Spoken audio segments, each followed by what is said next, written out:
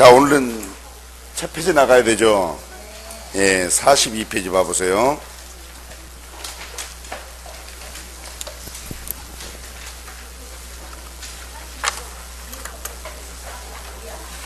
그건 이따 오후에 할게요.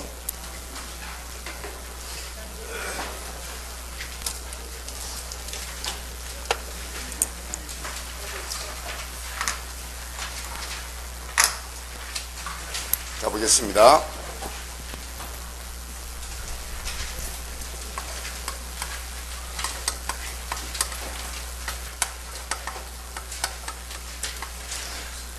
자, 사람들의 생활관계가 존재하는데요. 우리가 생활관계라는 것은 우리가 사회생활 속에서 사람은 내가 아닌 다른 누구와 관계를 맺고 살고 있는 거죠. 그걸 우리가 사람들의 생활관계라고 하는데요. 자, 이 생활관계는 규범에 의해서 규를 받습니다. 이때 규범이 도덕이라는 규범도 있고 법이라는 규범도 있는 겁니다. 이때 도덕이라는 규범에 의해서 규를 받는 우리 인간들의 생활관계가 있습니다. 그 관계를 우리가 인간관계라고 표현합니다. 반면에 법이라는 규범에 의해서 규를 받는 생활관계를 법률관계라고 하는 겁니다. 그러면 제가 사람의 생활관계를 이렇게 나눠주고 있네요. 인간관계가 무슨 관계로 나눴죠? 법률관계로 나눴네요.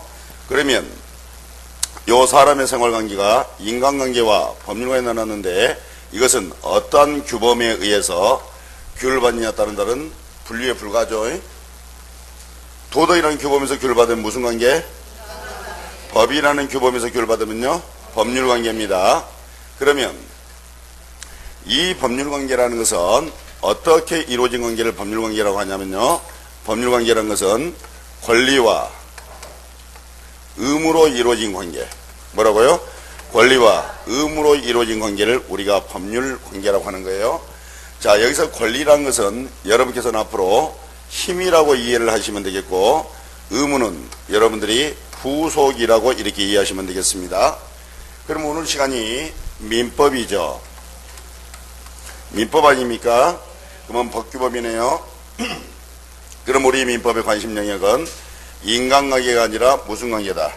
법률관계만을 대상으로 하고 있는 겁니다. 그래서 여러분들 민법책을 읽다 보면 관계란 표현이 나오겠죠. 그러면 그 관계라는 것은 무슨 관계를 지칭한 말이다? 법률관계를 지칭하는 말입니다. 그러면 우리가 사람의 생활관계 중에서 법이라는 규범에 의해서 규를 받는 생활관계를 법률관계라고 그랬죠. 법률관계라는 것은 권리와 의무로 이루어진 관계를 말한다고 그랬죠. 그러면 우리 사람의 생활관계라는 게 있는데 이 생활관계라는 것은 고정적인 모습입니까? 변합니까? 사람의 생활관계는 변하죠. 그러면 봅시다. 이 사람의 생활관계가 이처럼 변하는 겁니다. 그러면 우리가 생활관계 중 법이라는 규범에 의해서 규를 받는 생활관계는 무슨 관계? 법률관계. 그러면 사람의 생활관계가 변하니까 이 법률관계도 변한다, 변하지 않는다? 변하겠죠. 그러면 법률관계라는 것은 권리와 의무로 이루어진 관계니까 이 권리 의무 관계도 변한다, 변하지 않는다? 변한다. 요 이해되셨죠? 그러면 이 권리와 의무로 이루어진 관계도 변한다는데 이 변화는 구체적 모습을 볼게요. 어떻게 변하는지 그 변화는 구체적 모습을 보니까, 자, 의무는 생략하고 권리만 가지고 얘기해 보겠습니다. 자, 이처럼 권리가 발생하는 모습으로, 권리가 변경하는 모습으로, 권리가 소멸하는 모습으로 나타나더란 거예요. 다시 한번요. 사람의 생활관계가 변하죠. 그러면 생활관계 중에서 법이라는 규범에서 규범받는 생활관계를 법률관계라고 그랬으니까 생활관계가 변하니까 무슨 관계도 변한다? 법률관계도 변하는 겁니다. 우리가 법률관계라는 것은 권리와 의무로 이루어진 관계니까 권리와 의무로 이루어진 관계도 변하겠죠. 자, 이 변화는 구체적 모습을 보니까 권리가 발생하는 모습으로, 권리가 변경하는 모습으로, 권리가 소멸하는 모습으로 이렇게 나타나더라는 거예요. 그럼 여기서 권리 발생, 권리 변경, 권리 소멸을 한 단어로 함축적으로 뭐라고 표현하냐면 권리 변동이라고 하는 겁니다. 그러면 여러분 42페이지에 보니까 법률관계와 권리변동이라는 게 나와 있죠. 그러면 법률관계가 무엇이며 권리변동이 무엇인지까지 나오셨죠. 그러면 이런 권리변동, 권리발생 모습, 권리변경 모습, 권리소멸의 모습이라는 이런 권리변동이 어떻게 나타나는지를 한번 보도록 할게요. 여기 갑이라는 사람이 자신의 건물이 있는데 이 건물을 1억에 팔고자 합니다. 그러면 건물을 1억에 팔고자 하는 이 갑의 생각이 있는 거죠. 이 갑의 생각을 우리 법학에서는 뭐라고 하죠? 의사라고 합니다. 뭐라고 그래요? 의사.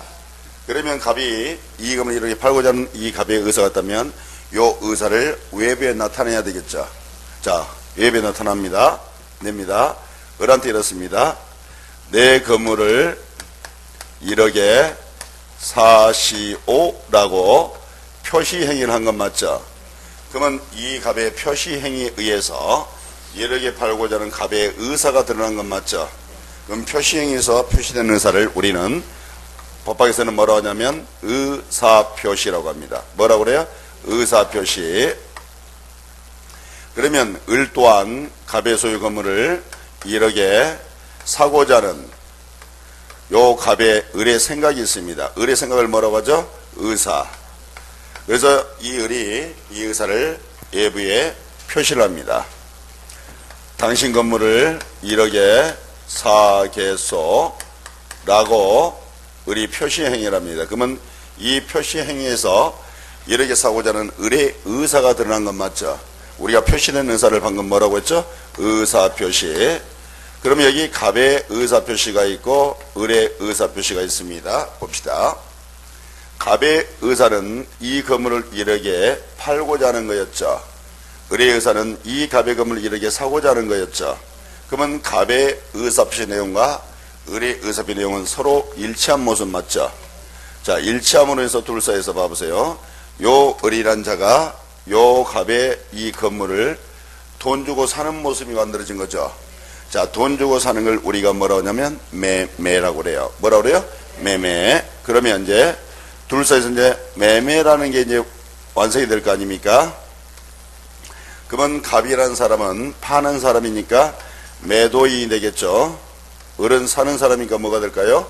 매수인이 되겠습니다. 그러면 이제 이 매매의 결과입니다. 매매의 결과로서 매도인은 이 건물을 넘겨줄 구속을 받게 되겠죠. 의무가 되겠죠.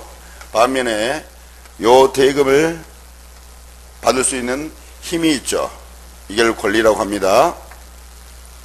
반면에 매수인은 요 건물을 달라고 돌려받을 수 있는 힘, 권리가 있는 거죠. 반면에 이 대금을 줘야 될 구속을 받게 됩니다. 의무가 이렇게 있네요. 자, 우리가 권리만 가지고 봐봅시다. 그럼 매매의 결과로서 매도는 돈을 받을 수 있는 권리가 발생을 하죠. 맞죠?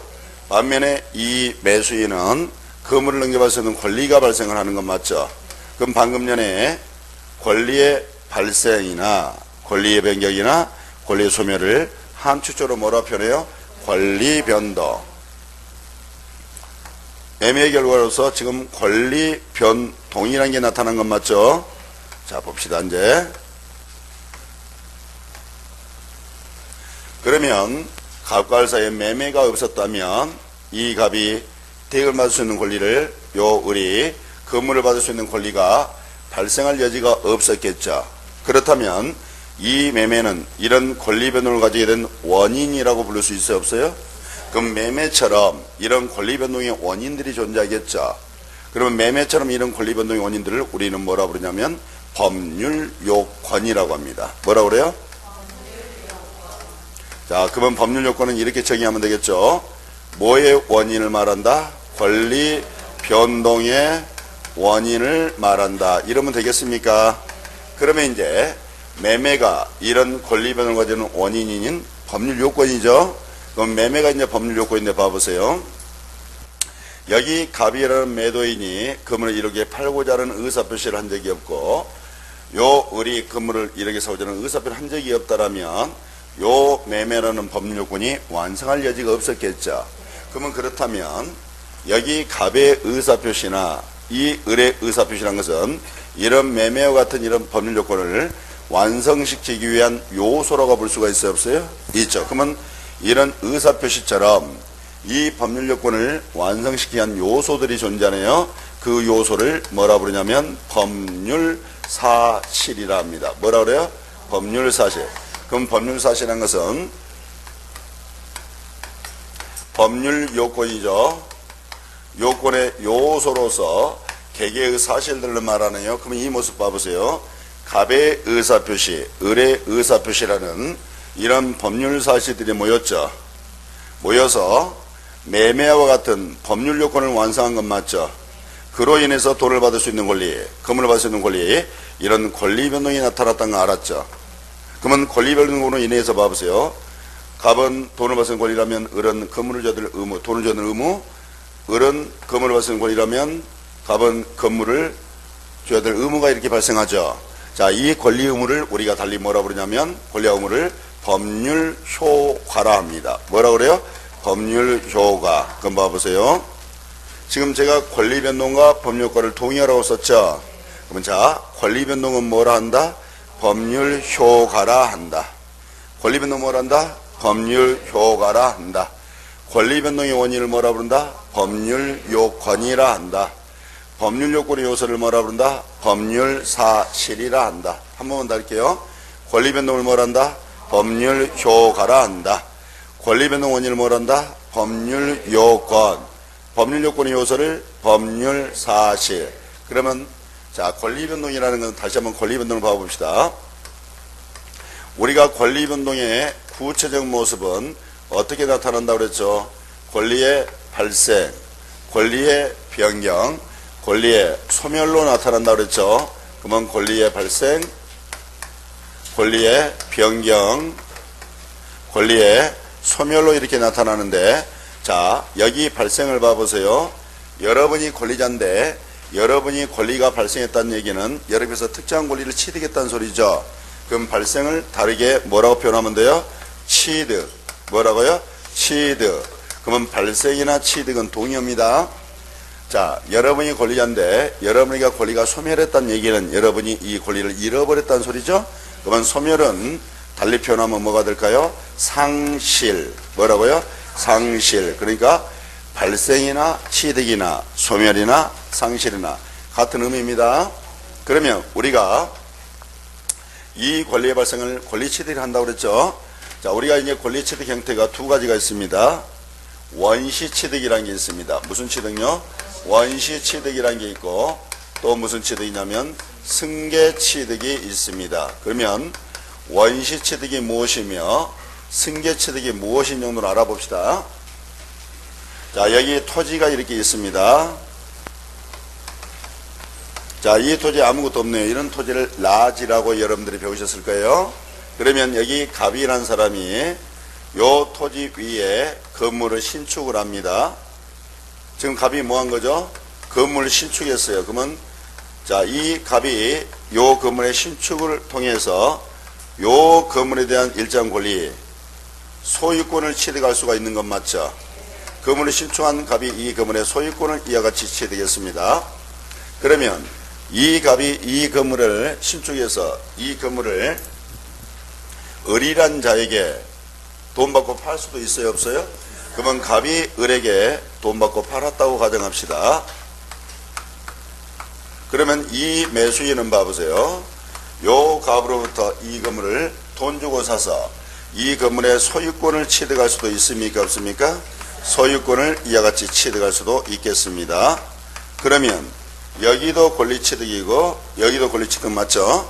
자, 그럼 분석해 볼게요. 이 갑이란 자가 이 건물을 신축한 적이 없었다면 건물이란 존재할 수가 없죠. 그러면 건물의 소유권도 있을 수가 없는 거죠. 그러면 갑이란 자가 이 건물을 신축하면서 비로소 건물의 소유권 취득하는 거 아니에요? 그러면 이 갑이란 자는, 건물을 신축한 자는 다른 사람의 어떤 권리를 기초로 하는 게 있어요, 없어요? 그러면 이 갑이란 자는 보니까 다른 사람, 타인의 권리죠. 요 타인의 권리를 기초로 한 게 없죠. 이 자는 타인의 권리를 기초함이 없이 새롭게 권리를 취득한 모습 맞죠? 자, 이런 취득을 우리가 원시 취득이라 합니다. 무슨 취득요? 그러면 을이 지금 이 건물의 소유권을 취득한 건 맞죠? 그럼 을이 취득한 이 건물의 소유권이라는 것은 갑이 가져오는 이 소유권을 기초로 해서 취득하는 건 맞죠? 요걸 계승한 모습이죠. 그러면 이 을은 갑과 달리 타인의 권리를 기초한 건 맞죠? 기초해서 취득했죠? 이처럼 타인의 권리를 기초해서 취득하면 이걸 우리가 무슨 취득이란다? 승계 취득이랍니다. 무슨 취득요? 그러면 원시 취득과 승계 취득은 이렇게 구별하면 되겠네요. 여기에 타인의 권리가 있다면 요 타인의 권리를 기초함이 없이 새롭게 권리 취득한 무슨 취득? 원시 취득이라면 타인의 권리를 기초해서 권리 취득하면 무슨 취득? 승계 취득이라고 이렇게 볼 수가 있겠네요. 그러면 자 봅시다. 한 번 더 연습해 볼게요. 그러면 여기 병이란 자가 요 건물에 전세권을 취득했다고 가정하겠습니다. 병이 지금 건물에 전세권을 취득했다고 가정하겠어요. 그러면 병이 취득한 이 전세권은 봐보세요. 요 갑이 가지고 있는 소유권이 있죠. 요걸 기초로 해서 취득했단 말이에요. 그럼 병 또한 타인의 권리를 기초했죠. 그러면 병의 전세권 취득은 원시 취득이 아니라 무슨 취득이 되죠? 승계 취득이 되겠습니다. 그러면 우리가 원시 취득과 승계 취득은 어떻게 구별해야 되는지 알겠죠? 그럼 우리가 봐보세요. 승계 취득은 타인의 권리를 분명히 기초하고 있죠. 그러면 승계 취득에는 타인의 권리를 기초하고 있으니까 이전의 권리자가 있어요, 없어요? 이전의 권리자가 존재하죠. 그러면 여기서 요 승계의 모습입니다. 자, 이 승계의 모습이 두 가지가 있습니다. 그 두 가지가 뭐냐면 이전적 승계라는 게 있어요. 무슨 승계요? 이전적 승계가 있고 또 뭐가 있냐면 설정적 승계라는 게 있습니다. 그러면 우리는 어떻게 승계 취득했을 때, 승계했을 때 이전적 승계가 되며 설정적 승계가 되는지를 보겠습니다. 자, 이 갑이라는 자가 이 건물을 신축한 건 맞죠? 그래서 이 갑은 이 건물을 사용할 수가 있겠죠. 수익할 수도 있겠죠. 처분할 수도 있단 말이에요. 그러면 왜 갑이 이 건물을 사용 수익 처분할 수 있을까 그랬더니 요 갑이라는 자가 이 건물의 소유권을 가지고 있기 때문에 그런 거죠. 그러면 사용권, 수익권, 처분권이라는 것은 요 소유권이라는 권리의 내용이라고 부를 수가 있어요, 없어요? 권리의 내용이라고 이렇게 부를 수가 있네요. 그러면 여기 을이란 자가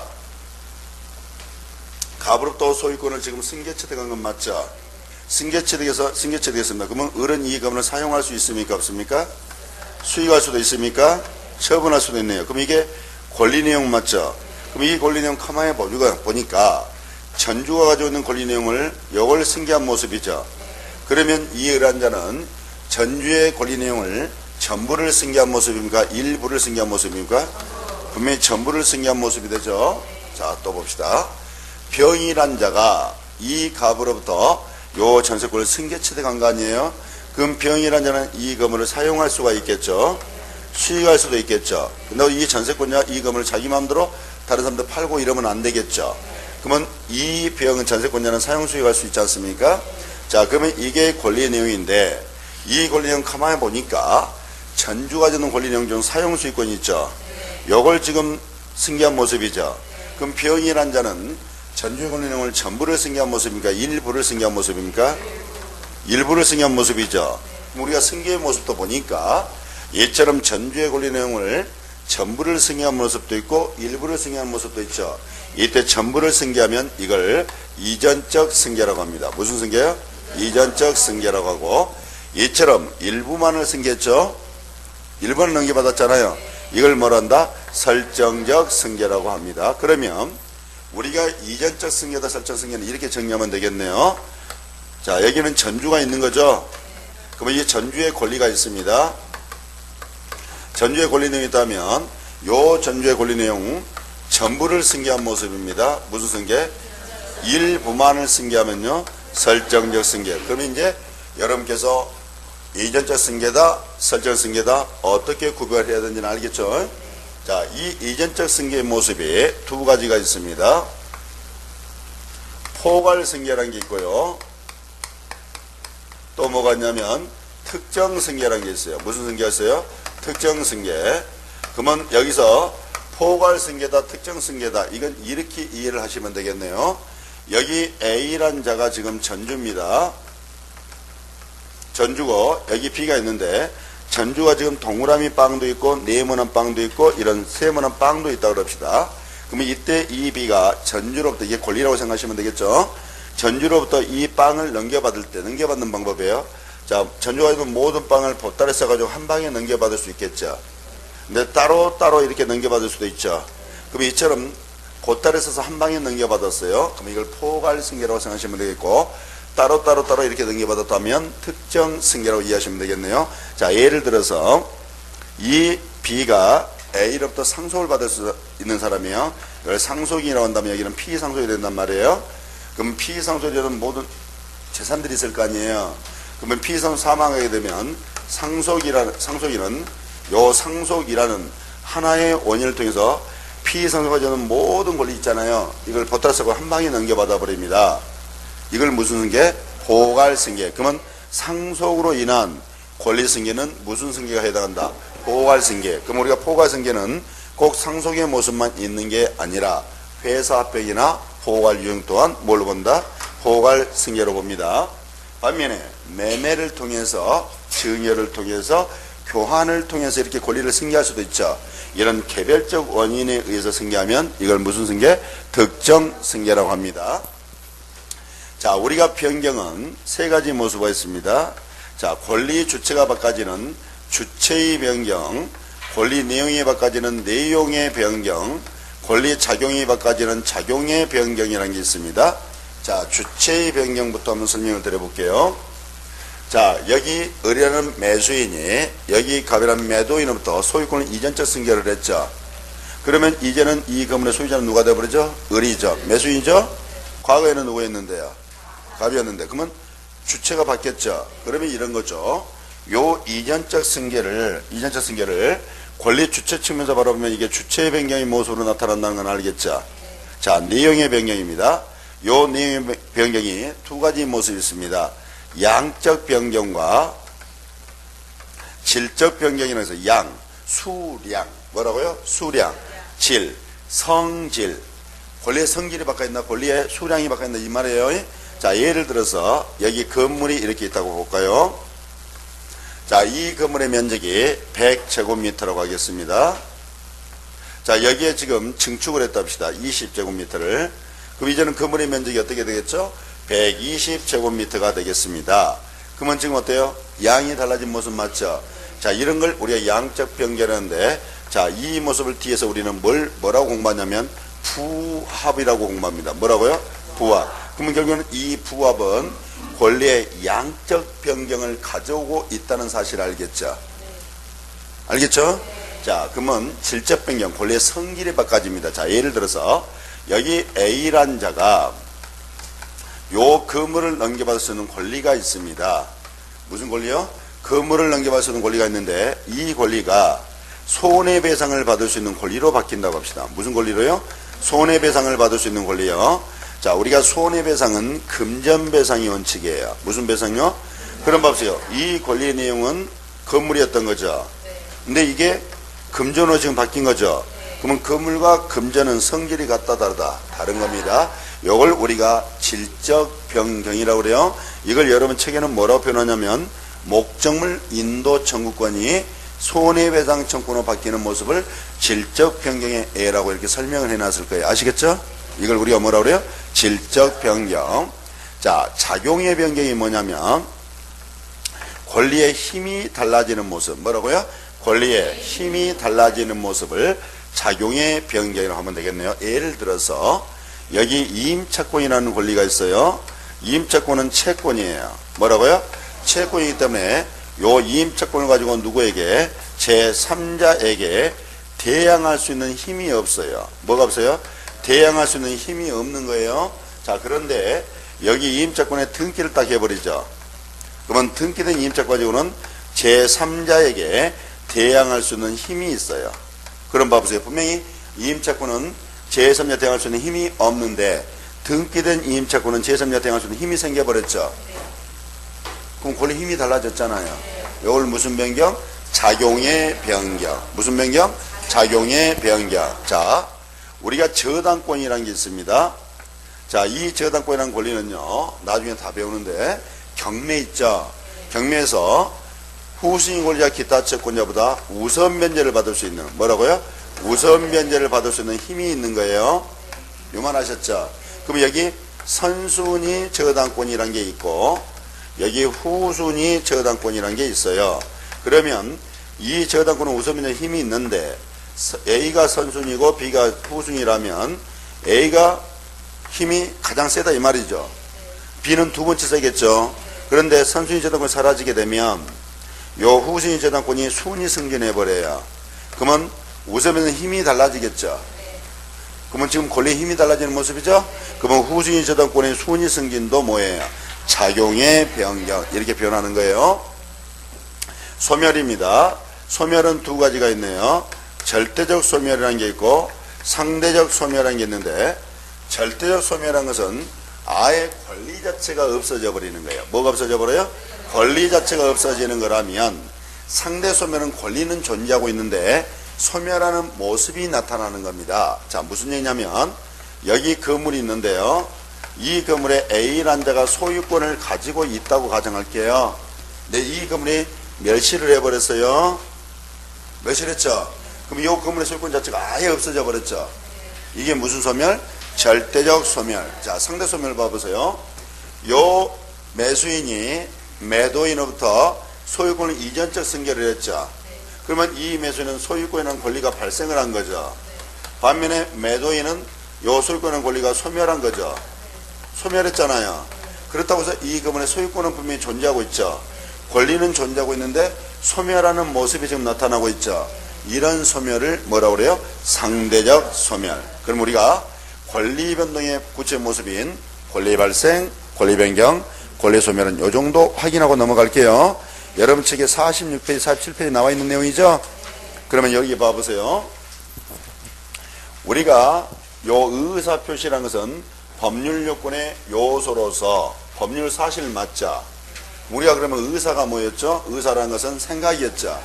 그러면 의사표시라는 법률 사실을 보세요. 이건 사람의 생각, 정신작용에 의해서 이루어지는 건 맞죠? 자, 그러면 우리가 이 법률 사실을 보니까 가만 법률 사실도 예전에 의사표시처럼 사람의 뭐에 의해서 정신작용에 의해서 이루어지는 법률 사실이 있습니다. 자, 그런데 봐보세요. 여기 봐봐요. 여기 갑이란 자가 어떤 권리를 가지고 있어요. 잘 들어보세요. 근데 이 권리가 있는 이 권리를 일정 기간 동안 행사하지 않았어요. 그래서 시간이 이제 흘렀죠. 이건 시간이 경과합니다. 일단 시간이 경과하니까 소멸시효라는 게 완성해버려요. 뭐가 완성해요? 소멸시효를 딱 완성을 해버립니다. 그래서 요 소멸시효에서 요 갑이 있는 이 권리가 소멸을 해버렸습니다. 권리가 뭐였다고요? 소멸. 그러면 권리의 발생, 권리 변경, 권리의 소멸은 권리 변동이죠. 법률 효과죠? 그럼 봐보세요. 이 소멸시효가 이런 권리 변동 과정은 원인 맞죠? 그러면 소멸시효는 권리 변동 원이니까 법률 요건에 해당하죠. 그렇죠? 그러면 봐보세요. 소멸시효가 완성되려면 아직 시간이 경과하지 않았어요. 그러면 소멸시효가 완성할 수가 있어요? 없어요? 없죠. 그러면 요 시간의 경과라는 것은 소멸시효라는 법률을 완성시킨 요소가 되겠죠. 그러면 이게 법률 사실 아니에요. 그럼 여러분 봐보세요. 여러분이 갑이라는 권리자인데 여러분 권리가 소멸시효에서 이렇게 소멸돼 버린단 말이에요. 그러면 소멸시효 소멸되려면 시간이 흘러가야 되죠. 그러면 시간이 흘러가지 않는다면 소멸시효를 완성할 수가 없죠. 그러면 권리도 소멸하지 않죠. 그럼 여러분이 권리 소멸을 막고 싶은 거예요. 그래서 시간 흘러가지 말라고 딱 붙잡았죠. 아, 붙잡았어. 그러면 시간이 흘러가요? 흘러가지 않아요? 그러면 요 시간의 경과가 법률 사실인데 요 시간의 흐름이라는 것은 사람의 정신작용과 무관하게 지금 이루어지고 있죠. 그러면 이처럼 법률 사실도 의사표시처럼 사람의 정신작용에 의해서 이루어진 법률 사실 반면에 시간의 경과처럼 사람의 정신작용과 무관하게 이루어진 법률 사실도 있다는 거 알았죠. 그러면 이때 의사표시처럼 사람의 정신작용에 의해서 이루어진 이 법률 사실의 총체를 우리는 뭐라 표현하냐면 용태라 표현합니다. 뭐라고요? 반면에 시간의 경과, 출생, 사망처럼 사람의 정신작용과 무관하게 이루어진 이 법률 사실의 총체를 우리는 뭐라 표현한다? 사건이라 표현합니다. 이제 사건이 뭐고 용태가 뭔지 아셨죠? 그래서 용태와 사건이라는 건 법률 사실인데 사람의 정신작용에 의해서 이루어지는 법률사실을 용태라 하는 거고, 사람의 정신작용에 의하지 않는 법률사실을 뭐라 불러요? 사건, 시간의 경과나 출생이나 사망처럼 이런 걸 말하는 거예요. 그러면 이 용태가 밖으로 나왔어요. 뭐라고 할까요? 외부적 용태. 안에 머물러 있어요. 내부적 용태. 그럼 봐보세요. 요 사람의 정신작용에 의해서 이루어진 법률사실을 용태라는데 이게 밖으로 나온다 그랬죠. 그러면 밖으로 나올 때는 분명히 어떤 모습으로 나타나겠죠. 어떤 모습으로 나타날까요? 행위라는 모습으로 나타나는 거예요. 뭐라고요? 행위. 그래서 우리는 외부적 용태를 행위라고 표현하는 겁니다. 행위라고 표현하는 거예요. 그러면 요 용태가 밖으로 나오지 않고 안에 머물러 있죠. 안에 머물러 있는 거 아니에요. 그럼 안에 머물러 있을 때 어떤 모습으로 머물러 있을까요? 의식이란 모습으로. 뭐라고요? 의식. 그래서 내부적 용태를 우리는 뭐라 한다? 의식이라고 합니다. 자, 그럼 봐보세요. 우리가 5월 9일 날 대통령 선거일이라는 거 알고 있죠? 자, 5월 4일과 5일 양일간에 사전 선거를 할 수가 있는 거죠. 그러면 이때 5월 4일, 5일 날 사전 선거를 한다는 이 사실을 A는 알고 있어요. 뭐라고요? 알고 있어요. 근데 B는 이러한 사실을 모르고 있어요. 그럼 봐보세요. 어떤 사실인데 이처럼 알고 있는 경우도 있고 모르고 있는 경우도 있죠. 우리가 어떤 사실을 압니다. 이걸 법률용어로 뭐라고 한다? 악이라 합니다. 반면에 어떤 사실을 모르고 있죠? 이걸 법률 용어로 뭐라고 하죠? 선이라고 합니다. 다시 한번. 어떤 사실을 알고 있으면 뭐라고요? 악이. 모르고 있으면 선이. 자, 여러분께서 이제 선의와 악이라는 표현은 아셨죠? 자, 아신데 여러분들이 머릿속에 이제 좀 정리를 좀 해줘야 될 게 하나 있어요. 우리가 선의, 악이 그러면 머릿속에 어떤 생각도 가지고 있냐면 악이 그러면 나쁜 놈 그런단 말이에요. 자, 보세요. 우리가 민법을 공부하다면 악이 알고 있는데 아기가 뭐 권리치나 어쩌니까 저런 나쁜 놈이 어떻게 저럴 수가 있지? 이런 생각을 자꾸 가져요. 그러니까 이제 이해가 안 되기 시작하는 거예요. 자, 여러분 생각해 보세요. 4월 5일 날 사전선거 했다는 사실을 A는 알고 있어요. 악이죠? 그럼 우리 이렇게 생각해 보세요. 얘는 좀 똑똑한 놈이죠? 좀 똑똑한 놈이죠? 자, 4월 5일 사전선거 했다는 사실을 B는 모르겠어요. 이게 선이라고 그랬죠? 이놈 좀 멍청한 놈이잖아. 오히려 그렇게 얘기할 수 있지 않아요? 어떤 사실을 알고 있는 사람은 똑똑한 사람이고 모르고 있으면 멍청한 사람이지. 아닐까요? 그게 더 올바른 의미 아닐까? 착한 놈, 나쁜 놈이 아니죠? 그러니까 여러분 속에 뭐를 그 지워야 돼. 이제 악이 그러면 나쁜 놈, 선이 그러면 착한 놈. 이걸 지워야 돼요. 그걸 지우지 않고 그걸 연결시켜버리니까 뒤에서 이해가 안 되는 거예요. 이제 이해가 아니라 이제 오해만 생겨. 제 말 이해됐죠? 앞으로 악이 그러면 나쁜 놈이 아니에요. 똑똑한 놈이죠? 똑똑한 놈이에요. 선의는 뭐예요? 바보 같은 놈이야. 차라리 그게 맞는 거죠. 아셨어요? 이게 그런 의미는 아닌데 착한 놈, 나쁜 놈 이렇게 생각하지 말란 소리예요. 아셨죠? 그러면 우리가 어떤 사실을 알고 있다, 모르고 있다라는 것은 우리의 의식이죠. 그러니까 선의와 악의는 보니까 내부적 용태에 들어가 있는 거예요. 여러분 책에 선의와 악의가 왜 내부적 용태에 들어가 있는지 알겠습니까? 지금 어디 하고 있냐면요. 44페이지, 45페이지 나오잖아요. 나오죠? 예, 거기 지금 하고 있는 거예요. 예? 아셨죠? 자, 그럼 여기 보세요. 자, 행위가 있는데 이 행위가 법에 의해서 허용되는 행위로서 가치가 있는 행위로 평가받습니다. 그러면 이 행위는 법에 적합한 행위란 소리죠. 이걸 적법행위라고 그래요. 무슨 행위요? 자, 법에 의해서 허용되지 않는 행위로서 무가치한 행위로 평가받습니다. 그러면 이 행위는 법을 위반한 행위란 소리죠. 그래서 위법행위라고 표현을 씁니다. 이제 적법행위, 위법행위가 어떤 의미는 아셨죠? 자, 우리가 이제 적법행위를 더 분석을 해보면 우리가 사람의 정신작용에 의해서 이루어진 법률사실 중에 보면 의사표시라는 게 있죠. 뭐가 있어요? 의사표시. 요 의사표시를 요소로 해서 이루어지는 행위가 있습니다. 그 행위가 우리가 뭐냐면 법률행위라고 합니다. 뭐라고요? 법률행위. 반면에 우리가 사람의 정신작용이라는 꼭 의사표시가 있는 것이 아니라 우리가 뭔가를 알립니다. 알려줍니다. 우리가 뭔가를 알려주죠. 이걸 통지라고 하죠. 이건 의사표시는 아니잖아요. 하지만 이것도 사람의 정신작용 맞잖아요. 뭐 의사표시가 아닌 의사표시 이해입니다. 요 이해의 정신작용에 의해서 이루어진 행위도 있는 겁니다. 그걸 우리가 뭐라 하냐면 준법률행위라고 합니다. 뭐라고 그래요? 준법률행위. 그러면 요 법률행위와 준법률행위는 둘 다 일정 법률 효과가 발생을 합니다. 뭐가 발생해요? 법률 효과. 그럼 우리가 법률행위는 이 법률 효과가 어떻게 발생하며 준법률은 이 법률 효과가 어떻게 발생하는지 볼게요. 우리가 의사표시라는 것은 표시된 의사를 말하잖아요. 그럼 의사가 뭔데요? 생각 아니에요. 그러면 우리가 법률행위는 이 법률효과는 어떻게 나타나냐면 당사자 있죠. 이 당사 의사의 근거에서 이런 법률효과가 나타나는 거예요. 뭐가요? 법률행위는 자 그러면 준법률행위는 봐보세요. 의사표시 이외죠. 그러면 이건 의사표시가 이외죠. 그러면 당사자 의사라는 건 존재할 수가 없죠. 그러면 당사자 의사에 의해서 법률효과가 나타나는 게 아니라 여기는 우리 민법에 법률에 그렇게 정해놓은 겁니다. 법률에 그렇게 정해놨기 때문에 이 효과가 나타나는 겁니다. 이게 법률의 규정에 의해서 법률 효과가 이렇게 발생하는 겁니다. 자, 예를 들어 드릴게요. 봐보세요. 여기 A라는 자가 있고 B가 있는데 요 A가 해제권자라고 해보겠습니다. 요 B가 상대방입니다. 자, 해제권 행사기를 정하지 않는 경우에 상대방은 요 해제권자의 해고 행사 여부를 뭐 할 수가 있냐면 최고를 할 수가 있죠. 최고할 수 있잖아요. 최고했는데 기간 내 해제 통지를 받지 못하면 요 해제권은 소멸을 해버리죠. 그럼 해제권 소멸하는 이런 효과가 나타났죠. 소멸 효과가 나타났잖아요. 자, 이 최고라는 것은 준법률행위 중 의사의 통지에 해당하는 부분이에요. 요거 지금 준법률행위 아닙니까? 최고했더니 기간 내 해제 통지를 받지 못하면 해제권 소멸 효과가 나타나죠.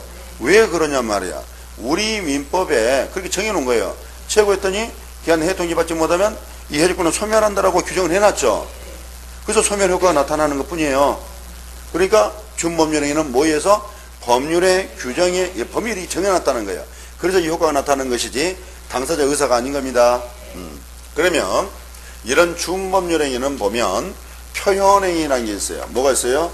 표현행위. 그리고 비표현행위를 우리가 사실행위라고 하고 있는데 보면 표현행위로서 보면 의사의 통지, 관념의 통지, 감정의 표시라는 게 나와 있죠. 자, 의사의 통지는 봐보세요. 각종 최고나 거절의 의사의 통지라고 되어 있죠. 관념의 통지는 통지나 승인 같은 게 관념의 통지고 감정의 표시는 용서라고 하는데 자, 여기 봐보세요. 의사가 최고임을 거절합니다. 의사가 최고임을 거절한다.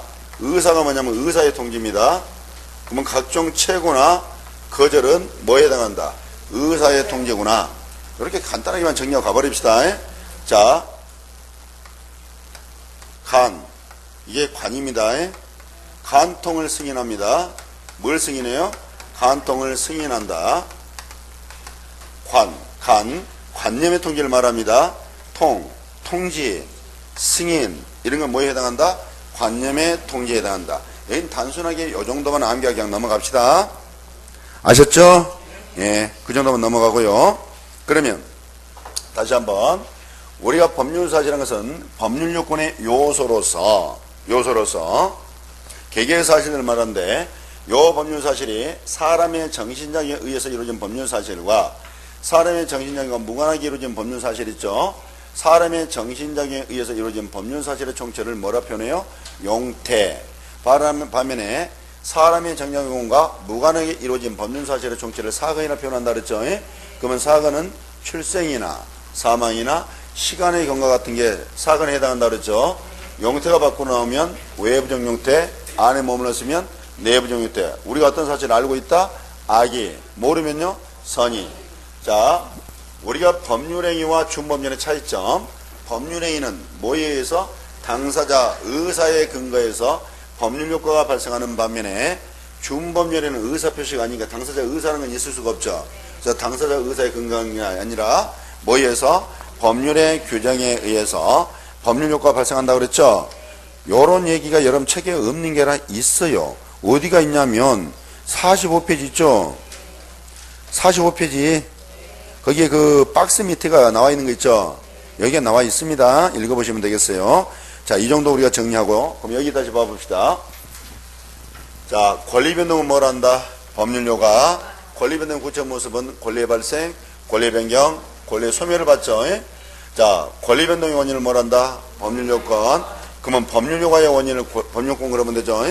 자, 법률권의 요소를 법률사실. 그럼 우리는 지금 권리변동과 법률사실을 공부했죠. 그럼 뭘 안 한 거예요? 법률 요건을 안 했잖아요. 그럼 이제 우리가 이제 법률 요건을 공부를 해야 되겠는데, 여름책 52페이지 펴보세요. 52페이지로 가니까 뭐가 나오죠? 법률 행위라는 게 나오죠. 나옵니까? 그러면 지금부터 이제 우리가 법률 요건에서 이제 공부를 할 거예요. 조금만 쉬었다 합시다. 예.